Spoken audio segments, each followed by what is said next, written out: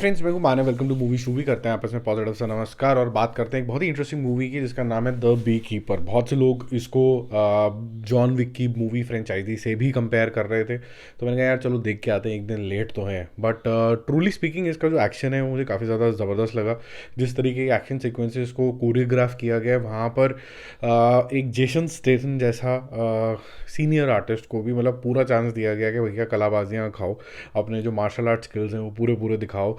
तो जो आपको जेन्युइन जेसन स्टेथम पसंद था, बिल्कुल वो वैसा ही आपको यहाँ पर देखने को मिलता है। यहाँ पर गन फाइट से लेके ब्रूटल सीन से लेके आपको सब कुछ, गोर स्पेसिफिकली उंगलियां काट देना, ये सब चीज़ें सब आपको ढंग से मिलेगा।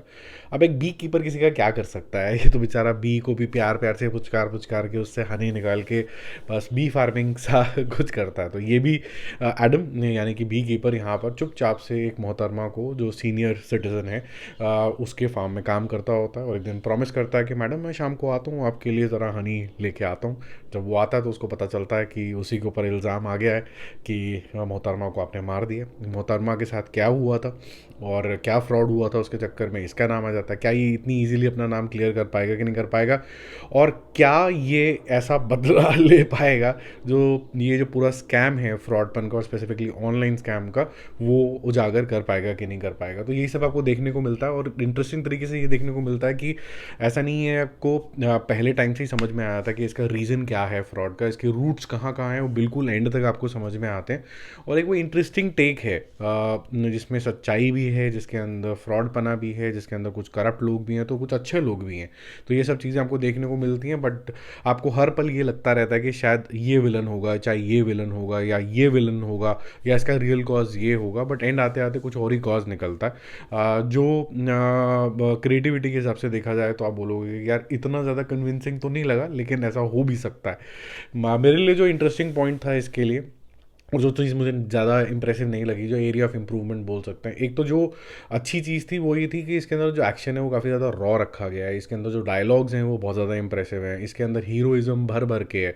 और मेरे को कभी भी डायलॉग्स ना हीरो के मुंह से बहुत लंबे लंबे अच्छे नहीं लगते। मुझे अच्छे लगते हैं कि जब आप एक वार्निंग देने के बाद ना सीधा कट लेते हो और सीधा सीधा एक्शन के ऊपर आ जाता है। Action as in you start doing an action, और एक्शन के अंदर स्टंट भी हो सकता है as one of the forms of showing that I am taking an action. ठीक है, तो I hope you understand the meanings of these words. So interesting तरीके से होता है, और मैं ये आपको बोलूँगा कि आप ओरिजिनल लैंग्वेज इंग्लिश में इसको देखें तो आप ज़्यादा इन्जॉय करोगे। तो मेरे लिए वो ज़्यादा इंटरेस्टिंग था कि आप किसी एक एक्टर को कैसे यूटिलाइज़ कर सकते हो। इसके अंदर बहुत स्मार्ट कट्स भी यूज़ करे गए हैं। जब आप पूरी फ्लिप आप देखोगे जेसन की, तो एंड जो लैंडिंग है वो आपको क्लियरली लगता है कि यहाँ पर अगर आपने कट्स देखें या VFX वगैरह फॉलो करते हो या फिर आप बिहाइंड द सीन्स फॉलो करते हो, वीडियोस फॉलो करते हो, आपको पता है कि वो जो एंड में कट लगाया गया जिसमें लैंडिंग किसी और ने करी है। तो वो बहुत स्मार्ट कट्स हैं, लेकिन फिर भी आप इतना एंजॉय करते हो कि आपको ऐसा लगता है कि ये जेन्युइनली हुआ है। यहाँ पर ब्रुटैलिटी को भी थोड़ा सा एक नेक्स्ट लेवल के ऊपर लेके गया हुआ है। जो डायलॉग्स हैं वो, जैसे मैंने बताया, सिंगल पंचेस होते हैं और बहुत ज़बरदस्त तरीके का उसका इन्फ्लुएंस है। और एंड में एक छोटा मोटा सा हल्का फुल्का सा मैसेज भी देने की कोशिश करी गई है, और जिस तरीके से एंड हुई है, definitely bee keeper will come back. और जो उसकी हिस्ट्री है, अब ये इसका नेगेटिव पॉइंट है थोड़ा सा, जहाँ इंप्रूवमेंट हो सकती थी, जो इसकी हिस्ट्री है, जहाँ पर ये इतना ज़्यादा ब्रूटल कैसे है, कैसे ये 6-7 जनों को एक साथ लपेट लेता है और कैसे ये इतना ज़्यादा स्किल्ड है, ये ज़्यादा डेवलप नहीं किया गया है। उसमें ये बोला गया कि ये स्किल्ड है, ये मानो आप। वो मुझे थोड़ा सा कमी ज़रूर खली through out the movie, but फिर भी ये ठीक ठाक मूवी है। जेसन स्टेथम की ऑफ लेटली काफ़ी सारी मूवीज़ जो हैं वो बैक टू बैक फ्लॉप गई, इंक्लूडिंग मेग 3 भी आई थी अभी, वो भी ज़्यादा नहीं चली। बट ये वाली जो मूवी है मुझे इम्प्रेसिव लगी, ये वाली मुझे ठीक लगी, वो अच्छा टाइम पास था ये। क्या ये जॉन विक के आसपास भी है? आई वुड नॉट से कि ये जॉन विक के आसपास है, क्योंकि एक जॉन विक वाला एक एलिमेंट ज़रूर आता है यहाँ पर कि जब इसको मारने का एक बिड लगता है, वो भी होटल जैसा, जैसे जॉन विक में दिखाया गया वैसा एक सीन ज़रूर है।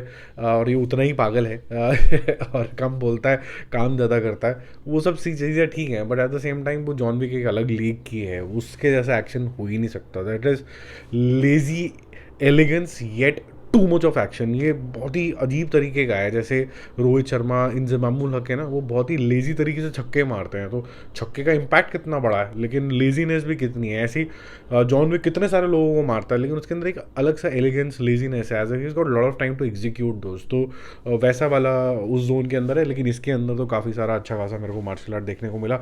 मुझे सिर्फ गन्स ब्लेजिंग नहीं देखनी थी, तो मुझे अच्छा लगा देखने के लिए।